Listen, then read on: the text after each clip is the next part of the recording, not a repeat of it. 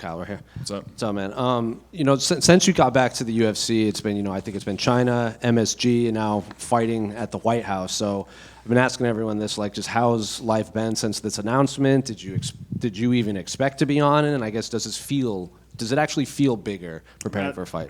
Definitely didn't expect to be on the card. I said before I didn't really think I deserved to be on the card just based off of the caliber of fighters that are on it.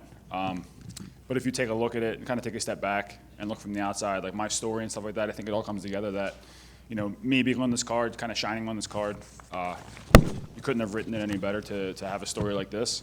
Life really didn't change that much after the call or the announcement. Kind of life is just the same, and that's how I have to imagine. I can't imagine this thing is too big than anything. It's nothing different, There's a man across the cage trying to go after me. It's the same size cage as we fight in. It's 3 5-minute rounds, and it's with the same company, so it's no different than any other fight. Well, you said after your MSG win, you came back and talked to us. You said, quote, the sky's the limit now after MSG. So does it, I guess, I know you didn't expect to be on this card, but what did you expect coming off of that big win in MSG? I don't even know. It's very unpredictable with the UFC, as far as where you can get projected and whatnot after good wins and stuff. After 2 finishes in the UFC, obviously you would think that there would be a potential number next to your name, but I think a fight like this against Bo will kind of do that as well. A good performance against him, a good finish on him, would definitely put me with a number next to my name. And how has been preparing for Bo Nickal specifically? Because after the Gerald fight, you told us you kind of focused a lot on striking and anti-wrestling. So how's preparation been for Bo? Pretty much the same. Bo's a very talented guy. He's got a high caliber of wrestling that obviously you need to be weary of. He hasn't shown a ton of it in his fights, I feel. I feel like he wants to get up there and strike and showcase both of his skills and show that he's very well-rounded. I'm very welcoming to that as well. But yeah, I'm just prepared for the best Bo Nickal I can get on Sunday. Do you think people overlook your striking, considering I do think you have a couple of kickboxing fights too? Do you not? Yeah, they were just amateur though, just amateur fights. I mean, obviously, kickboxing is kind of not where I started. I started in jiu-jitsu, but I always loved kickboxing. I've always liked watching, K1 and Pride and stuff like that, and I've always been fascinated with striking. I've always had a very, very good understanding with striking, but for some reason when I get in the cage, my grappling always shined. I never really showcased my skills in my striking that much. I feel like these last 2 fights have showed. The last 3 that I've gotten finishes have really showed it, and I plan on going out there Sunday night and showing it too. And then I guess looking back at your career, fighting on the Contender Series, having to go get the CFFC title, getting to the UFC, having to re-get the CFFC title after leaving the UFC to now fighting at the White House, did something along that way just kind of click for you, and now that you're kind of performing better than we've seen you at least in the UFC? Yeah, just being comfortable with my feet, really. I knew I had to make a change of becoming more well-rounded, and I had to showcase that as well. And I feel like the last CFFC fight that I had that I won by knockout, I feel like that really showed my improvements and my kind of maturity in the sport. I wasn't going to go out there and just go diving for legs or anything like that I did prior to the UFC. But yeah, I just feel like me showcasing my skills is good, and it's just makes me more of a threat in the division. I think after your last fight, your wife was in the stands pregnant. So I guess how soon after that fight did she give birth, and how's the little one doing now? The baby stayed in until, I think, 39 weeks. So he stayed in the whole time.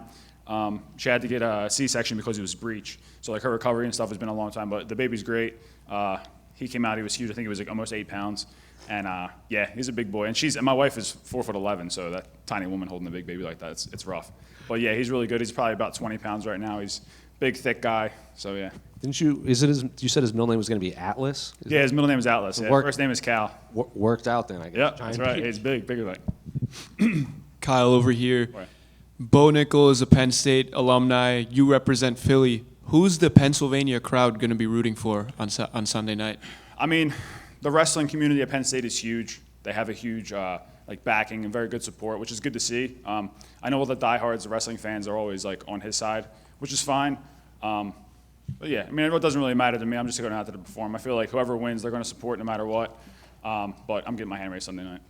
And you've obviously earned a spot on the White House card. You've worked your way back up. You have a very inspirational story, but I'm sure you've gotten way more eyes on you these last few weeks. Have you been able to capitalize on it from a business and sponsorship perspective, or how has life changed that in that regard? I mean, life hasn't changed too much, honestly. Yeah, I mean, I got a couple of sponsorships here and now. I'm with Alp, Sip Elixirs, they're good. Yeah, my brother and I opened the gym up a year ago, almost like to the day, kind of. But yeah, we have a gym. We have a huge, base at the gym, a bunch of students now. I will not say we have an influx of students based off of my White House announcement or anything like that. I feel like it's just an influx of students just based off of our caliber and history of fighting.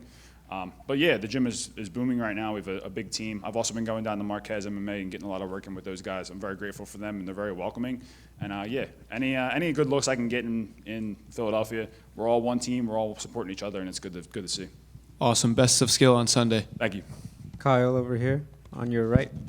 Hi. Yep. Going to start with a couple of fun ones. Been asking all the fighters on the card, if you were president, would you want your birthday to be a national holiday, or would you want your face on one of the coins? Face on one of the coins, I'd say. Do you have a preference which one? No. From Philadelphia, do all of the fighters in town run up the Rocky steps, or is that just too cheesy and corny to replicate all the time? Yeah, it's a little cheesy and corny. It's kind of a tourist thing.